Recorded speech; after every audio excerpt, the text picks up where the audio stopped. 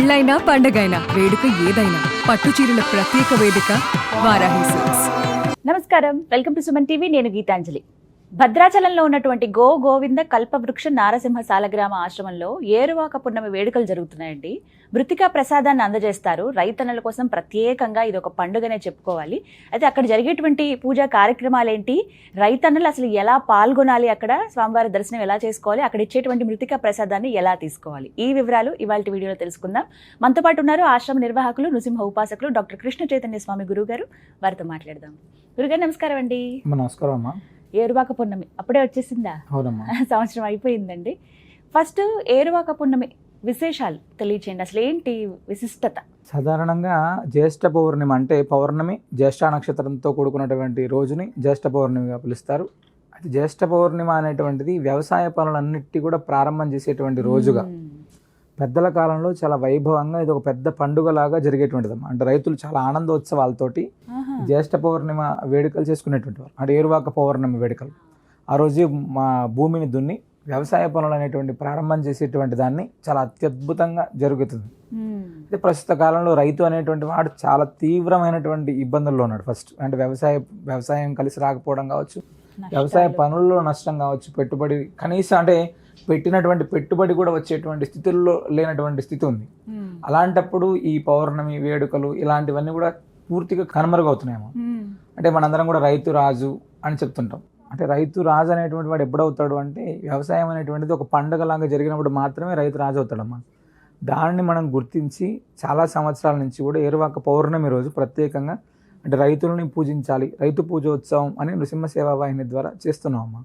అది ఈ సంవత్సరం కూడా చాలా వైభవంగా ఆ కార్యక్రమాన్ని జూన్ 11వ తారీఖు మనం చాలా వైభవంగా నిర్వహిస్తున్నాం. 11వ తారీఖు అండి. మరి రైతులకి ప్రత్యేకం కాబట్టి అక్కడ ఇచ్చేటువంటి మృతికా ప్రసాదమే కదండి అందజేస్తారు. ఆ ప్రసాదం విశిష్టత ఏంటి అసలు? అంటే సాధారణంగా భూమిని ఆరాధించడం నార్మల్గా మనం రైతులు చేసేటువంటి విశేషమైనటువంటి పని. అలాంటిది ఆ భూమి అనేటువంటి దాంట్లోనే వాళ్ళకి చాలా వరకు కూడా కలిసి రాకపోవడం అనేటువంటి జరుగుతుంది. అలాంటి జరగకూడదు అనేటువంటి ఉద్దేశంతో భూవరాహ క్షేత్రాలు అంటే సింహాచలంలో వరాహస్వామి వారి దగ్గర నుంచి ఎక్కడైతే వరాహ క్షేత్రాలు ఉన్నాయో ఆ వరాహ క్షేత్రాల నుంచి మట్టి తెప్పించాము. అదేవిధంగా కాశ్మీర్ నుంచి కన్యాకుమారి దాకా వివిధ రకాలైనటువంటి వైష్ణవ క్షేత్రాలు అంటే అదేవిధంగా శైవ క్షేత్రాలు పెద్ద పెద్ద క్షేత్రాల నుంచి కూడా మృత్తికా ప్రసాదాన్ని తెప్పించి దాన్ని 32 రోజుల కాలం పాటు నృసింహ మహామంత్రంతో, భూసూక్తంతో, వరాహస్వామి వారి మంత్రంతో, ఈ 3 మంత్రాలతోటి ప్రతినిత్యం కూడా దాన్ని విశేషంగా పూజ చేస్తున్నాం. 32 రోజుల కాలం పాటు ఋత్వికులు చేస్తున్నారమ్మా. ఆ 32 రోజుల కాలం పాటు చేసినటువంటి తర్వాత జ్యేష్ఠ పౌర్ణిమ నాడు దాన్ని అందరి రైతులకి కూడా ప్రతి ఒక్క రైతుకి ఆ రోజు వరాహస్వామికి సంబంధించినటువంటి హోమం, శ్రీ మహాలక్ష్మి హోమం అంటే భూదేవికి సంబంధించినటువంటి హోమంతో పాటుగా మహాలక్ష్మి హోమం చేసి రైతులందరూ బాగుండాలి. అంటే రైతులు అనేటువంటి వాడి ఇంట్లో అలక్ష్మీ దోషం ఉండకూడదు, వాళ్ళ ఇంట్లో ఎప్పుడు కలిసి రావాలి, దారిద్ర్యం అనేటువంటిది ఉండకూడదు అనేటువంటి సంకల్పంతో మహాలక్ష్మి హోమం, అదేవిధంగా రైతులు బాగుండాలి అనేటువంటి దాంతో ధన్వంతరి హోమాన్ని కూడా మనం చేసి వాళ్ళందరికీ కూడా ఆ ప్రసాదాన్ని అదేవిధంగా ఆ క్షేత్రాల నుంచి తెప్పించినటువంటి తీర్థంతో పాటుగా స్వామివారి అభిషేక జలం అంటే కల్పవృక్ష నరసింహ స్వామివారికి అభిషేకం చేసినటువంటి తీర్థాన్ని కూడా మనం ఆ రైతులకి ఇచ్చేటువంటి ఏర్పాటు చేస్తున్నాం. ఆ రోజు నుంచి ఒక 9 రోజుల కాలం పాటు రోజు ఇస్తారు. అదే రోజు వస్తే వాళ్ళు హోమంలో కూర్చోవచ్చు, వాళ్ళు స్వామివారికి సంబంధించినటువంటి ముడుపు కట్టుకోవచ్చు, అక్కడ దీపారాధన చేసుకోవచ్చు, ప్రదక్షిణ చేయొచ్చు. ఇవన్నీ కూడా మనం ఆ కార్యక్రమంలో పాల్గొనడానికి అవకాశం ఉంటుంది. వాళ్ళు అంటే సంప్రదించాల్సిన విధానం అండి, ఆశ్రమానికి సంప్రదించి వాళ్ళు ఆ రోజు ఉదయం అంటే జ్యేష్ఠ పౌర్ణమి రోజు ఉదయం వాళ్ళు అక్కడికి వస్తే అంటే ఉదయం 7:30-8 గంటలకల్లా అక్కడికి వస్తే 11వ తారీఖు స్వామివారికి సంబంధించినటువంటి అభిషేకం అనంతరం ఈ వరాహ స్వామివారికి సంబంధించినటువంటి భూవరాహ హోమం, శ్రీ మహాలక్ష్మి హోమం, ధన్వంతరి హోమం, ఈ 3 హోమాలు ఉంటాయి.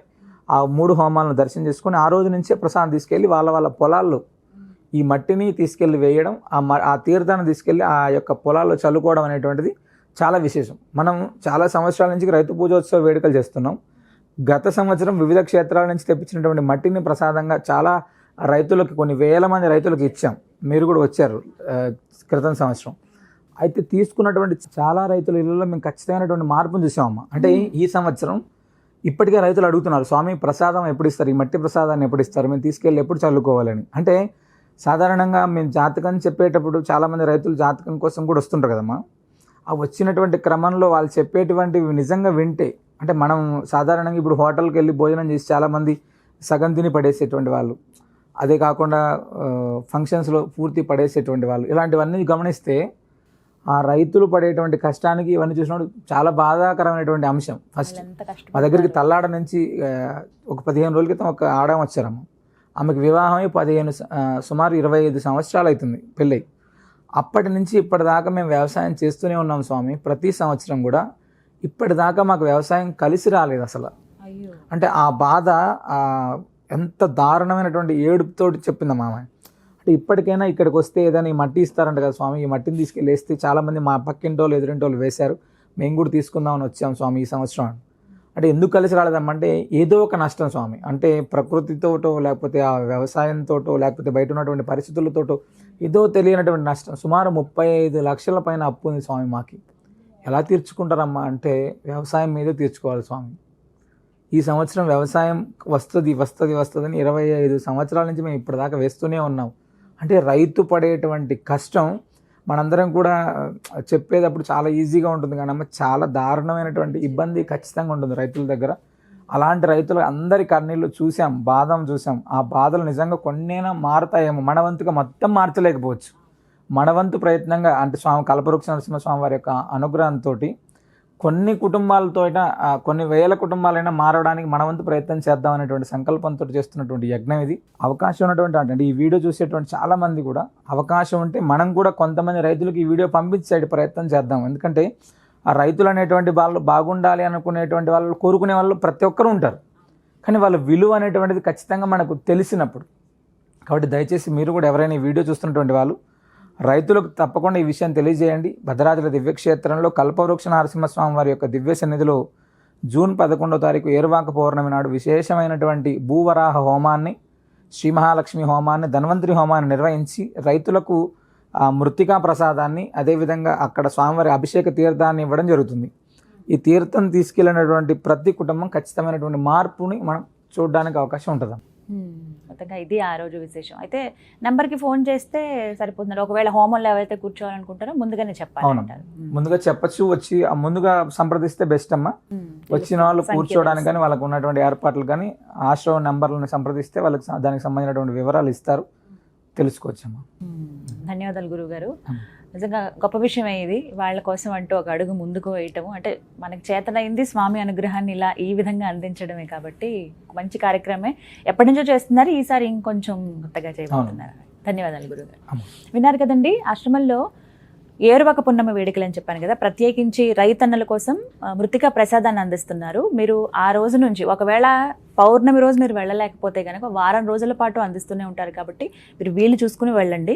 లేదు పౌర్ణమి రోజు మేము వెళతాము, ఆ రోజు జరిగే హోమంలో మేము పాల్గొంటాం అని అంటే కనుక చక్కగా వెళ్ళి ముందుగానే మీరు చెప్పొచ్చు. 10వ తారీఖు వరకు టైం ఉంది కాబట్టి ఈ 10 రోజుల్లో నిర్ణయించుకుని ఎవరెవరైతే వెళ్దాం అనుకుంటున్నారో మీరు స్క్రీన్ మీద నెంబర్స్ ఇస్తాను, నేను ఆశ్రమానికి సంబంధించిన నెంబర్స్, కాల్ చేసి వివరాలు కనుక్కొని మీరు అన్ని నమోదు చేయించుకుని హోమంలో పాల్గొనండి. అలాగే తీర్థ ప్రసాదాలు తీసుకోండి. ముడుపు చాలా ప్రత్యేకం అక్కడ స్వామివారికి.